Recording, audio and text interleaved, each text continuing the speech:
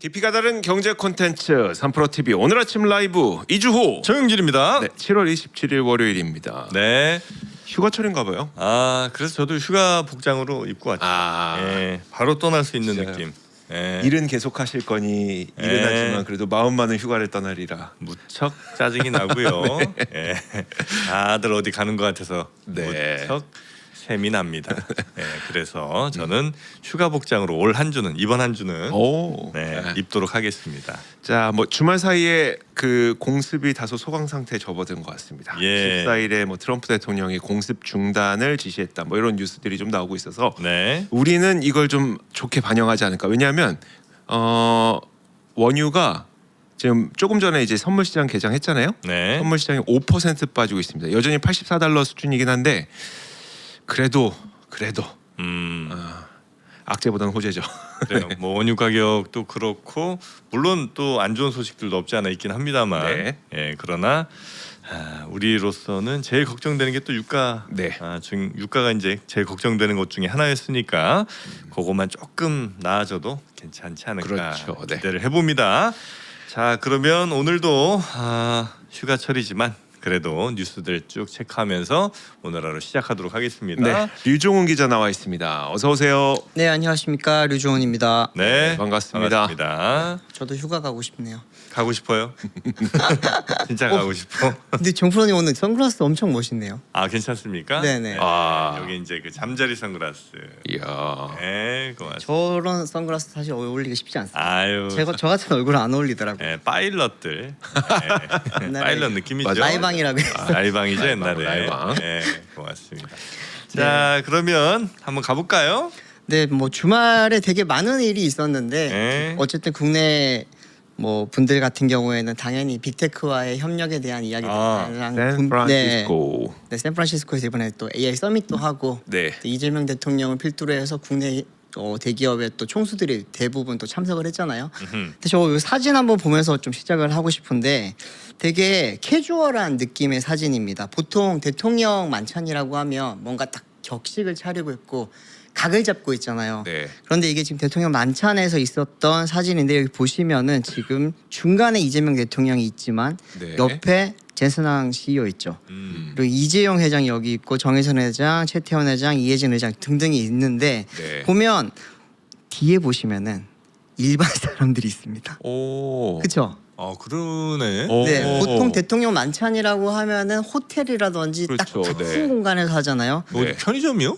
아니 여기 이제 항만 근처에 있는 뭔가 약간 포트의 옆에 있는 바 그런 같은 데인가? 네, 굉장히 캐주얼한 곳에 있었는데 그렇게 다 늙어 보여. 이재용 회장 왜 이렇게 늙었어? 이재용 회장 최근에 좀 많이 늙었어요. 아, 그래요? 근데 점점 이제 아버지를 닮아가는 듯한 느낌이. 아, 그래요? 네. 염색을 안 하셔서 그런가? 예전에는 뭔가 좀 얼굴이 달랐잖아요. 네. 근데 이제 나이가 들수록 점점 이제 이건희 전 회장의 얼굴이 좀 보이고 있고요. 정혜선 회장도 보면은 요즘 점점 정몽구 회장을 닮아가는 느낌이 듭니다. 네. 유전자 무섭네.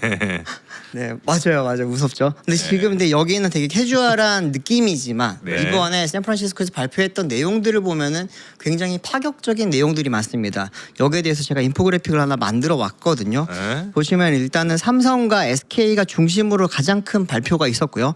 삼성 같은 경우에는 브로드컴으로부터 이제 칩 생산을 위한 파운드리 공급 계약을 이번에 맺었죠. 네. 이걸 통해서 사실 삼성이라고 하면은 우린 지금까지 메모리 기업 그리고 이제 그걸 제외한 파운드리와 사실 시스템 반도체 쪽에서는 크게 활약을 잘 못하고 있었는데 이번에 이제 2천억 달러 약 한 290조 원 혹은 300조 원 가량의 이제 첨단 메모리 반도체 공급 계약과 AI 칩 생산 계약을 맺었습니다. 네. 이렇게 되면서 이제 삼성 같은 경우에는 뭔가 하나의 또 새로운 또 무기를 달게 됐다고 보시면 될 것 같고 네. SK 하이닉스 같은 경우에는 엔비디아와 이제 5년간 약 한 1,080조 원 가량의 또 공급 계약을 맺었습니다. 이렇게 되면은 하이닉스 입장에서는 점점 많은 메모리를 공급을 할 수 있게 되는 거죠. 근데 엔비디아 입장에서도 사실은 많이 급합니다.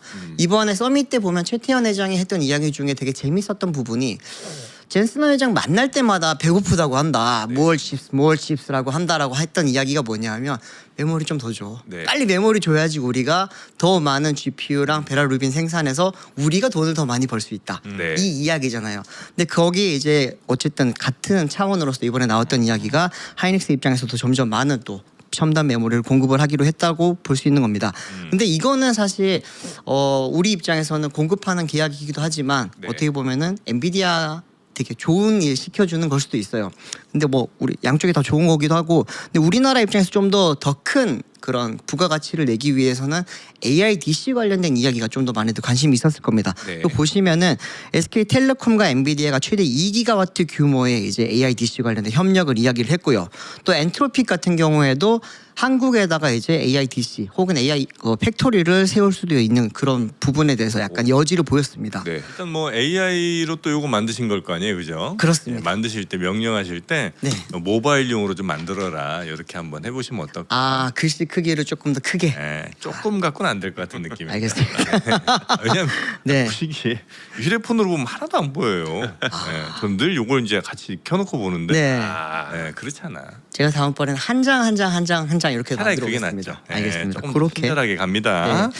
근데 이번에 이제 또 1기가와트 규모의 또 용량을 통해서 네. 우리나라가 지금 2035년까지 짓기로 했던 게 18.4기가와트시죠. 네, 네. 18.4기가와트잖아요. 18.4기가와트라고 어마어마한 용량이거든요. 사실은 지금 현재 없는 규모입니다. 전 네. 세계에. 근데 그걸 지금 만들려고 하고 있는 부분에 있어서 이제 또 엔트로픽도 하나의 또 손을 얹겠다라고 하는 걸 볼 수 있고요.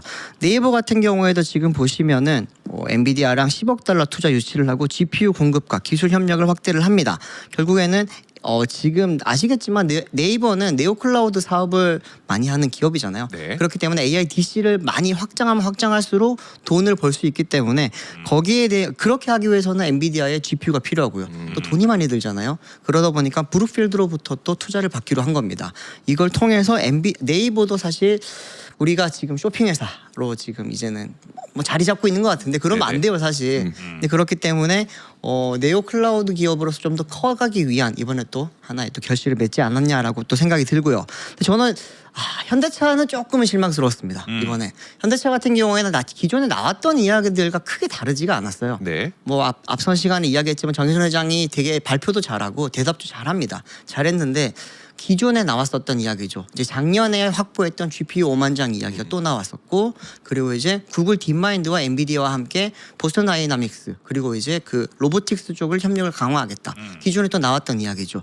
또 얼마 전에 또 이제 젠스나 회장이 한국에 방문했을 때 네. 그때 이제 정의선 회장과 만나서 이야기하면서 나왔던 이야기가 새만금의 엔비디아가 관심을 가지고 있다. 거기도 함께 하고 싶다 했던 네. 이야기인데 똑같은 이야기가 이번에 좀 반복이 됐습니다. 오. 아무래도 지금 앞선 회사들 같은 경우에는 계속해서 확장을 해나가는 게 지금 눈에 보여요. 네. GPU를 찍어내고 메모리를 찍어내고 하는 게 지금 찍어내면 찍어낼수록 바로 사업으로 연결되는 거잖아요.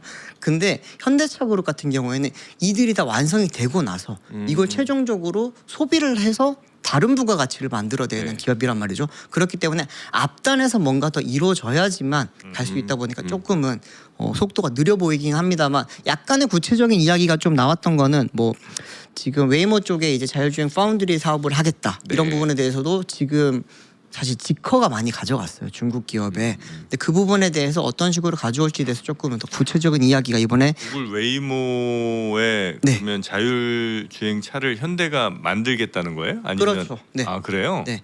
자율주행 차에 탑재되는 기술은 구글 기술인데 네. 껍데기인 자동차. 네. 자동차는 이제 현대차의 아이오닉 5 기반으로 해서 공급이 조만간 들어갑니다. 네. 아, 그래요? 네. 근데 이걸 보고 처음에는 이제 그러면 구글의 현대차가 종속되는 거 아니냐 자율주행 쪽에서 그런 이야기가 많았거든요. 근데 그게 아니고 TSMC 사례를 보듯이 이제는 파운드리라고 하는 게 단순히 제조 대행이 아닌 거예요.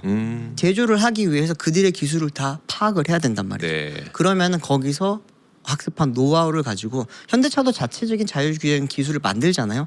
그러면은 하드웨어에 어떻게 잘 이식을 시킬지, 네. 그걸 얼마나 이제 수율이 높게 양산할지에 대한 기술력을 확보할 수 있는 어떻게 보면 테스트 베드를 구글을 통해서 가지고 간다라고 볼 수 웨이모는 있습니다. 무슨 차로 저 테스트를 많이 한 거예요? 웨이모 같은 경우에는 예전에는 이제 퍼시피카라고 하는 스텔란티스 크라이슬러죠.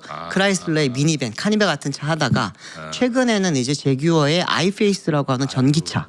안 맞는 거는 작아요. 네. 안 맞아 다. 그렇죠. 그 다음에 이제 가는 게 아이오닉 5 타보신 분들은 알겠지만 차는 조그매 보이는데 넓어요. 실내 공간은 그랜저보다 더 넓거든요. 맞습니다. 네. 그런 차에다가 또 지커에서 만든 또 새로운 또 무슨 미니밴 같은 게 하나 있습니다. 네. 그거 같이 하기로 했는데 일단은 지커 걸 먼저 쓰기로 했고요. 싸잖아요.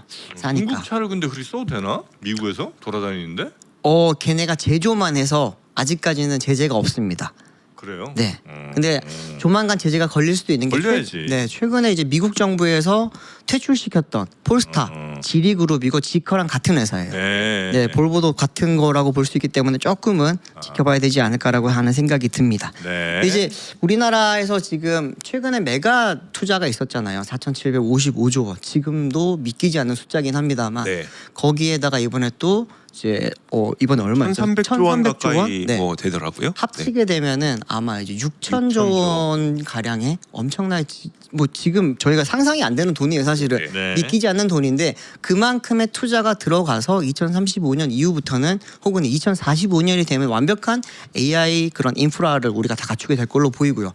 거기에 이제 네이버라든지 뭐 현대차라든지 삼성 SDS라든지 이런 회사들이 이제 뒷단에서 따라가면서 이제 어떻게 보면은 우리 입장에서는 소비자 입장에서는 가장 피부에 와닿는 그런 서비스를 제공받을 수도 있을 거다라고 네. 하는 하나의 또 마지막 마스터피스가 이번에 좀 꽂힌 것 같다라고 하는 생각이 듭니다. 네. 자, 하여튼 미국으로 건너간 여러 기업인들 1,400조 원 정도 되는 그죠? 네네. 네, 그 정도 1,400조 되는 원 정도. 돈을 뭐 내는 쪽도 있겠고 또 받는 쪽도 있긴 하겠습니다만 결국 네. 이제 그 돈이 오고 가는 한가운데 이제 우리 기업과 미국 기업들이 이제 함께 있다는 거죠. 네네. 네. 이건 뭐 반가운 소식이라고 반가운 우리가- 소식이죠. 네. 네. 근데 하나 예. 걱정되는 건 이제 네. 전력과 이제 땅, 용수 어떻게 네. 확보할 것인가. 항상 이거는 뭐 계속해서 해결해 나가야 될 아. 거고요. 18.4기가와트면 얼마나 큰 규모인지 혹시 감이 오실까요? 8.4기가 네. 그러니까 쉽게 그냥 우리는 원전 1기가 1기가 생각해서 네. 그래서 18개 18개. 그죠. 들어간다 이렇게 그냥 생각하면 되잖아요.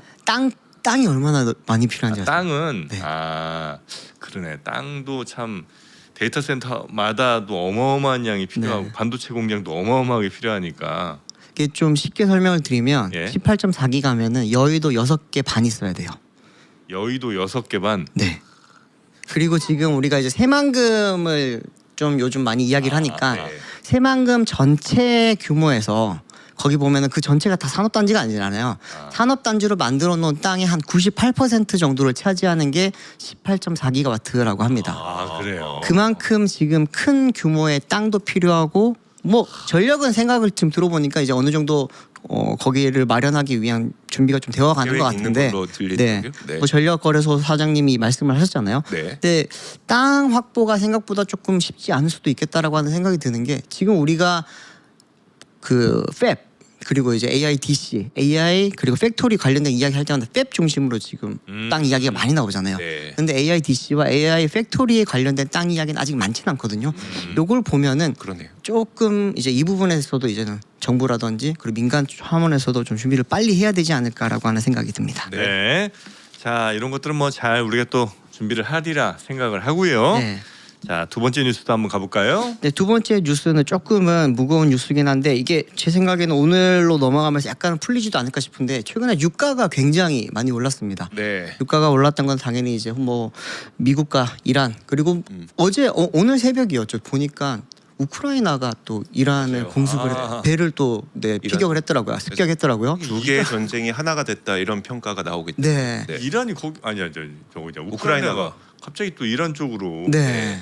이거 어떻게 해야 되는 겁니까 진짜? 이렇게 되면 사실 유가가 어떻게 될지 지금 방향을 좀 잡기가 힘들어요. 근데 다행히도 지금 제가 들어오기 직전에 보니까 네. 유가는 아직까지는 조금 빠지고 있는 추세라고 볼 수 있습니다. 네. 근데 이제 유가가 지금 80에서 90달러 선을 왔다 갔다 하고 있는 상황이다 보니까 여전히 기업들 입장에서는 조금은 부담이 많이 되는 상황인데 이거 관련해서 한국무역협회가 이제 상반기 유가 변동에 따른 수출 물류 애로 설문조사를 조금 실시를 했습니다. 네. 여기에 대해서 이제 수출 제조 기업 219개사 중에서 83% 가량이 상반기 최대 물류 애로로 이제 운임 상승 이야기한 네. 거죠. 운임 상승 같은 경우에는 사실상 유가가 올라가면은 물류 운임이 올라갈 수밖에 없기 때문에 그 부분에 대한 피해가 가장 크다는 건데 더 큰 문제는 이거를 가격 전가를 못 하고 있다는 거죠.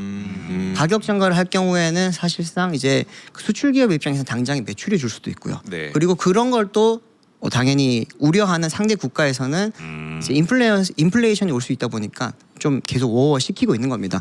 그러다 보니까 여기에 대해서 지금 국내 기업들이 굉장히 많이 힘들어하고 있다라고 하는 건데 좀 생각보다 타격이 클 거라고 보이는 게 중동 전쟁 이후에 상하이 컨테이너 운임 지수가 약 한 기존보다 2.3배 이상 올랐다고 합니다. 네. 그러니까 비용이 지금 2배 이상 오른 상황인데도 불구하고 지금 거기에 가격 대한 모델. 가격 전가를 못 하고 있는 상황이죠.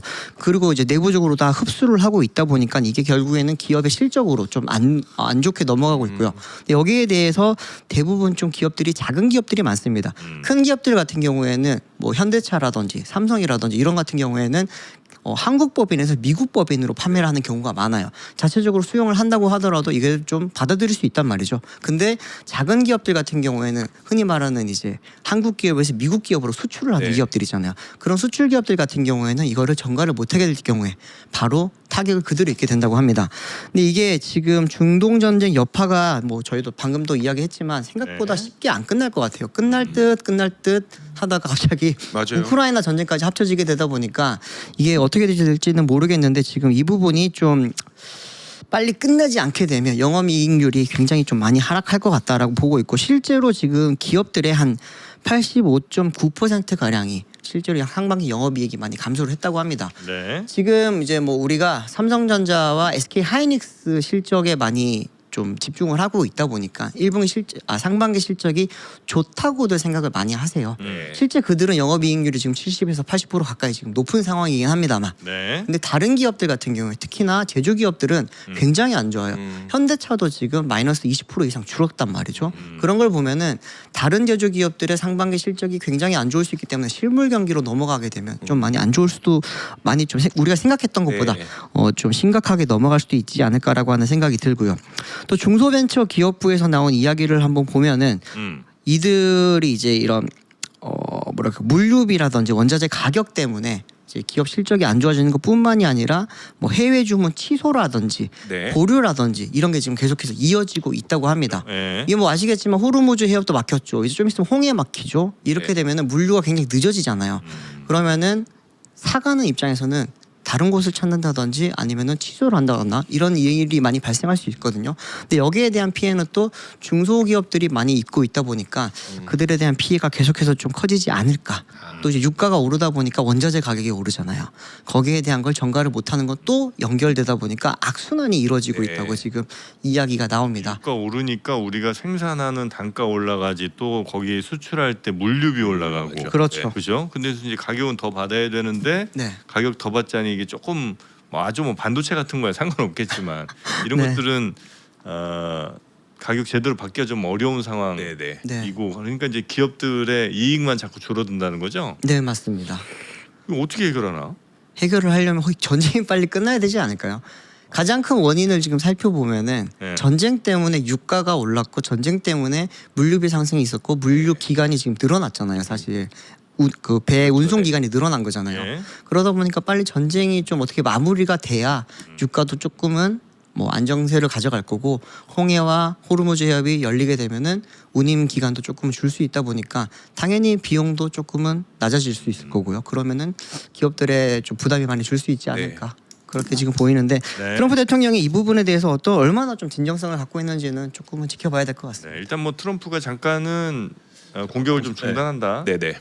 요 얘기를 하긴 했는데 뭐 계속 중단될 거라고 생각하는 사람은 없는 아무도 것 같고. 없는 것 같죠. 네. 네. 언제 다시 재개하냐에 네. 따라 또 출렁이겠죠 유가가. 지금 오늘은 좀 기분 좋게 있으면 안 돼요? 휴가철이니까. 네. 네.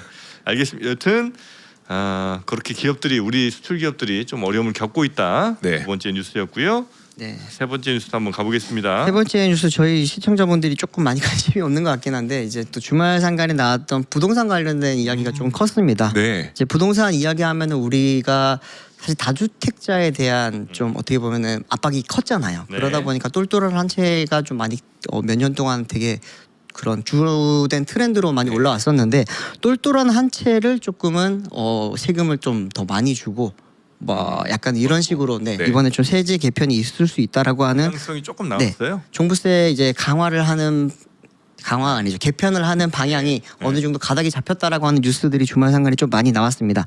인포그래픽 만든 거 보면서 좀 말씀을 드리면은 네.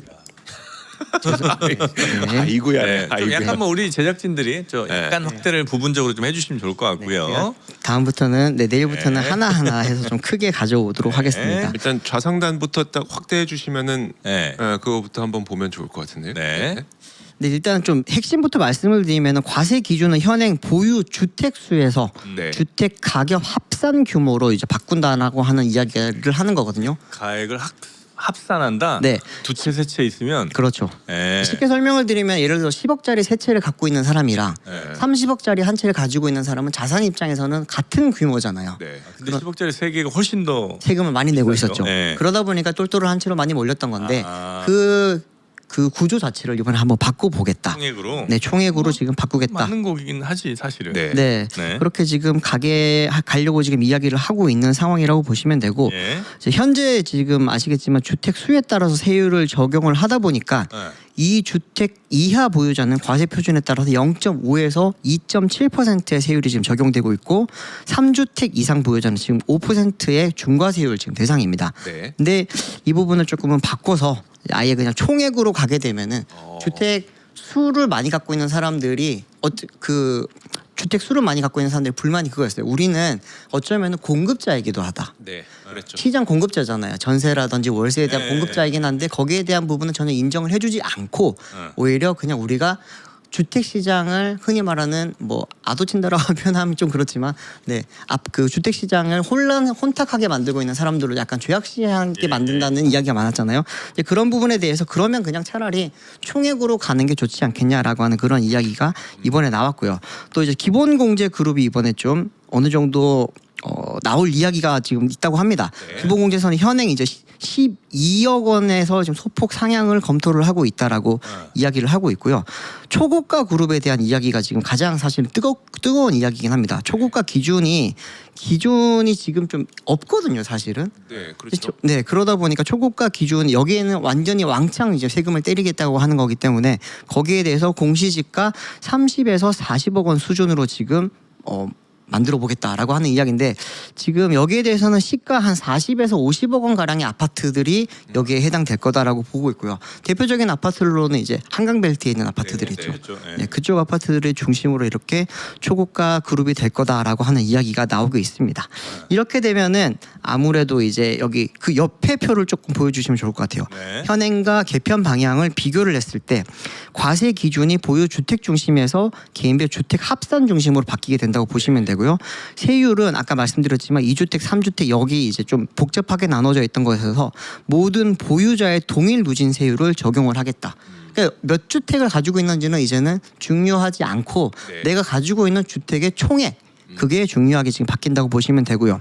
이제 중과책에도 3주택 이상 별도 중과세율을 적용했던 것에서 이제 주택 수를 빼버리고요. 아예 그냥 아까 말씀드렸던 30에서 40억 원 공시지가 이상의 이제 초고가 구간에 대해서 좀 별도로 관리를 하면서 주택 아니죠 종부세를 좀 많이 부과하는 방향으로 간다고 보시면 되고 초고가 그룹이라는 건 내가 갖고 있는 집 한 채가 10억이 문제가 아니라 그렇죠. 총 갖고 있는 집이 40억이 넘으면 뭐 네. 이 정도의 기준을 세워보겠다 이런 거네요. 그렇습니다.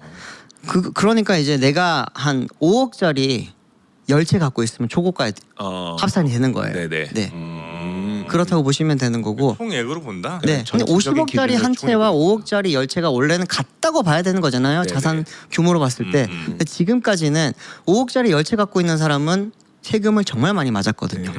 근데 이제 이 두 사람들이 이제 동일하게 이제 세금을 낼 수 있게 바뀐다라고 지금 보고 있고 이게 이번에는 이제 한 집이 한 채만 갖고 있어라. 네, 그건만 네. 봐줄게. 그렇죠. 네. 근데 대신 뭐 여럿이 갖고 있으면 세금 엄청 두들겨 맞는다는 게 이제 기본 컨셉이었고 네네. 이번에는 뭐 어떻게 되든 하여튼 총액 기준 얼마 갖고 있으면 그 이상이면 이제 세금 두드려 맞는다. 이렇게 이제 이해하면 되겠군요. 네, 이게 근데 확정이 된 거는 아니고요. 네네. 오늘입니다. 오늘 이제 한성수 국무총리 주재로 이제 부동산 정책 국민 대토론회를 오늘 열립니다. 지난주에 이제 이재명 대통령 주재로 열었잖아요. 이번에 2차로 열어서 여기서 추가 의견을 수렴한 뒤에 이제 다음 달에 이제 세법 개정안을 통해서 최종 개편안이 담길 예정이라고 합니다. 이게 다주택자들은 조금 환영을 하고 있고요. 네. 근데 이제 똘똘한 한 채 때문에 똘똘한 채 때문이 아니죠. 네. 그런 다주택을 좀 겨냥한 그런 세제 때문에 이제 다 똘똘한 한 채로 많이 갔던 분들은 좀 많이 약간 억울해한다고 하더라고요. 어차피 내는 돈은 똑같기는 한데 네. 조금은 이거 괜히 일로 온 거 아니냐라고 하는. 네. 네, 근데 이게 전에 이제 그렇게 다주택자 때려잡기 위한 네, 네. 그렇게 이제 방향을 설정하면서 사실 양극화라고 해야 되나? 하여튼 네. 굉장히 가격 차이 좀 심해졌잖아요. 많이 심해졌죠. 그렇죠. 그렇게 네. 심해진 상황에서 그러니까 지금 이제 가는 방이 잘못된다는 게 아니고 네네. 그 상황에서 이제 다시 이렇게 돌리게 되면 아마 그 비싼 집 막 5, 60억 혹은 뭐 그 이상 되는 집을 하나 팔아서 지금 한 중가 정도 되는 10몇억짜리 아파트를 뭐 두세 개, 세네 개 이렇게 사게 되면 네. 뭐 그런 일이 아마 벌어질 텐데 그럼 그 정도 아파트 가격들이 이제 또 중가 아파트들이 올라갈 거고 물론 여기서 말하는 중가 고가는 다 서울 얘기입니다. 네. 지방과는 또 무관한 얘기가 되겠죠. 그렇죠.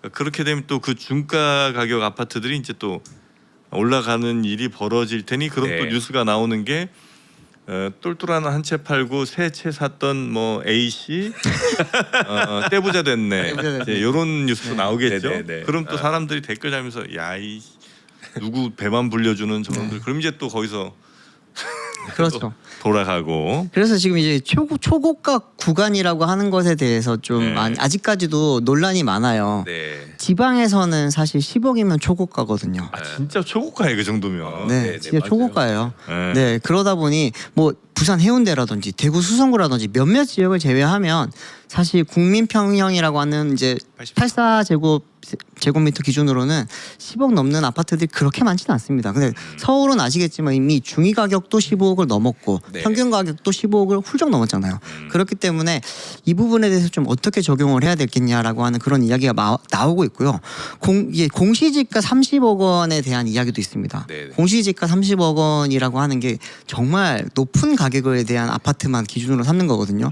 그러다 보니까 이게 크게 효과가 있겠냐라고 하는 그런 이야기도 있기는 합니다. 그래서 뭐 한창 논란이라기보다 여기에 대한 좀 의견이 많이 나올 때는 15억을 공시지가 기준 15억 해야 된다, 20억 해야 된다 이런 이야기가 많긴 했는데 네. 그렇게 되면 대상이 뭐 2배, 3배로 느는 게 아니라 거의 막 10배씩 늘어나다 보니까 그 부분이 쉽지 않다라고 정부 쪽에서 좀 판단을 하고 있다고 합니다. 네. 하여튼 세금은 저는 좀 심플하게 하는 게 제일 좋은 것 같다. 맞아요. 또 건드릴수록 네. 계속 그 커지잖아요. 계속 뭔가 건들면 건들수록 네. 부작용 커지고 그다음에 그 틈새 노리는 사람들이 반드시 생기잖아요. 네. 제도의 허점 이용한 사람들. 네. 그들이 갑자기 막 엄청 불을 그러니까 열심히 막 이거 찾아다니는 애들이 벌게 된다고.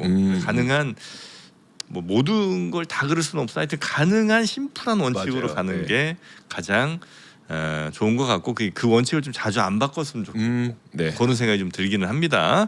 여튼 부동산 세제는 우리 모두의 또 관심사이기 그렇습니다. 때문에 가진 분이든 안 가진 안 분이든. 가진 분이든. 네.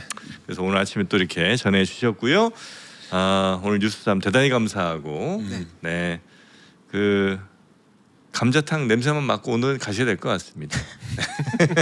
원 선배가 이런 기분이었군요. 네. 내일 아침도 잘 부탁드리고요. 예, 고맙습니다. 고맙습니다. 네, 감사합니다. 네. 네, 아유 이 향기로운 감자탕. 요거 이제 네. 순살 감자탕. 우거지 순살 감자탕. 네. 우거지 빼지 마십시오. 아 그래요? 우거지 꼭 들어가야 되지 않습니까? 아니 왜냐면 또 요즘 이제 아침에 우거지 그러면 우거지상 생각나시는 분들 계실까봐 안 했는데 여튼 네. 뭐 굉장히 맛있는 요 순살 감자탕. 원래는 뼈 무게가 이제 여기 감자탕의 한 반이잖아요. 저는 대부분 같아요. 근데 요거는 뼈 빼고 네. 다 발라서 여러분 그 발라 드시기 얼마나 힘들었습니까? 그렇죠, 그렇죠. 네, 순살 감자로 저희가 준비를 했습니다. 네. 저녁에 술과 함께 드셔도 좋고요. 밥 반찬, 밥을 이렇게 말아 드셔도 너무 맛있고. 네. 네, 요 감자탕만 드셔도 사실 든든합니다. 요 마지막에 볶음밥. 잠깐만 이거 볶음밥은 집에서 해 먹어야 되는 거죠? 해먹어야지. 그건 주는 거 아니죠? 그럼요. 요 국물 남은 거에다가 네네. 김가루 딱 뿌리고 음. 살짝 기름 둘러갖고 계란 하나 딱 풀어서 딱 볶아버리면 최고의 맛이 나옵니다. 바로 이 향입니다. 그렇습니다. 네, 소주 한 잔 먹고 딱 이제 한 입 물었을 때 그 맛입니다. 네. 정확히 그 맛이에요. 전혀 의심하지 않으셔도 돼요. 네. 정확히 그 맛입니다. 또 예리한 분 나오셨네요. 왜요? 그 뼈를 감자라고 하는 거 아니냐? 맞습니다. 네, 그 돼지 등뼈를 감자라고 하죠. 네, 그러나 여기서 이제 그 뼈의 국물을 다 우려냈기 때문에 여러분 그렇다고 해서 뭐 아닌 건 아니고요. 뼈를 안 주니까 감자탕이 아니다. 그런 이제 주장을 또 하시는 분이 네. 계시네요. 네, 요거는 뼈 뺀 감자탕. 네, 그러나 맛은 뭐 최고의 맛입니다. 바로 그 맛이에요. 네. 음. 자, 요 감자탕 지금 저희가 3만 원대로 10인분. 네, 요거 총 5팩을 드리는데 한 팩당 2인분씩 네. 5팩을 드리는데 총 10인분 39,800원에 보내 드립니다. 네, 마켓 컬리에서 그렇게 이게 인기가 많았다고 합니다. 그렇군요. 네, 그거 한번 맛을 보시고요. 최저 가격으로 여러분께 제공해 드립니다. 그리고 삼성 11세대 테라급 노트북이 또 준비가 되어 있습니다. 왼편에 그렇습니다. 이게 바로 있는 거. 네, 네. 바로 요 노트북이죠. 네, 스페이스 그레이 느낌. 네. 네. 아주 세련된 컬러로 딱 뭔가 펼칠 때부터 네. 사람이 전문가 향기가 좀 납니다. 또 예. 약간 프로급의 프로페셔널한 딱 디자인을 갖고 있네요. 그렇지. 네. 우리가 이제 보통 예쁜 거 하얀색 뭐 이런 거 좋아하는데 그건 네. 약간 대학생 느낌. 네. 그리고 좀 패셔너블 느낌은 좀 납니다만 요 전문가 느낌을 주기에는 그래서 왜 어디 기업 같은데 네. 가서 프레젠테이션 같은 거 딱 보면 노트북을 흰색 펼치면 조금 저 제대로 일을 할 사람 맞나 그런 네. 느낌 드는데 요 딱 요거 들고 가면 쟤는 일은 잘하겠고 전문가다 쟤는. 네, 그런 느낌 딱 들죠. 자, 11세대 테라급으로 준비했습니다. 램이 16기가 들어가 있고요. 네. 그다음에 그 메모리, 그러니까 대용량 메모리가 1.2테라바이트, 1.2테라바이트가 그렇습니다. 탑재가 되어 있습니다. 네, 윈도우도 기본으로 11 깔려 있으니까 네. 그냥 편하게 쓰시면 되겠습니다. 자, 이게 바로 59만 8천 원. 네, 삼성 노트북입니다. 네. 자, 하여튼 가장 전문가로 만들어드리는 컬러, 전문가로 만들어드린 노트북과 함께 전문가 되시고요. 중요한 건 아닌데 네, USB 미니 선풍기 드립니다. 요거까지 드려요. 네. 와, 대단합니다. 네. 일할 때 덥잖아요. USB 미니 선풍기까지. 어떤 분이 혹시 블랙은 전문가처럼 안 보이냐고 그러는데 가장 전문가처럼 보이는 건 바로 이 그레이 짙은 회색입니다. 네. 요거는 뭐 국룰이에요. 그런 것 같아요. 그러니까 업무하시는 분들은 반드시 이 색깔로 가시는 게 좋습니다. 네. 자, 오늘 네이버가 좀 갈 것 같다는 그런 댓글들이 올라오고 있네요. 그 확인도 한번 이 노트북으로. 네. 주식하실 때도 내가 전문가 된 느낌이 있어야 또 잘 그렇죠. 할 수 네. 있으니까요. 네, 전문가와 함께하는 그레이색 삼성 노트북과 함께하시기 바랍니다. 자, 그러면 우리 박병창 기자님 바로 모시는 시간 됐으니까요. 얼른 가보겠습니다. 네.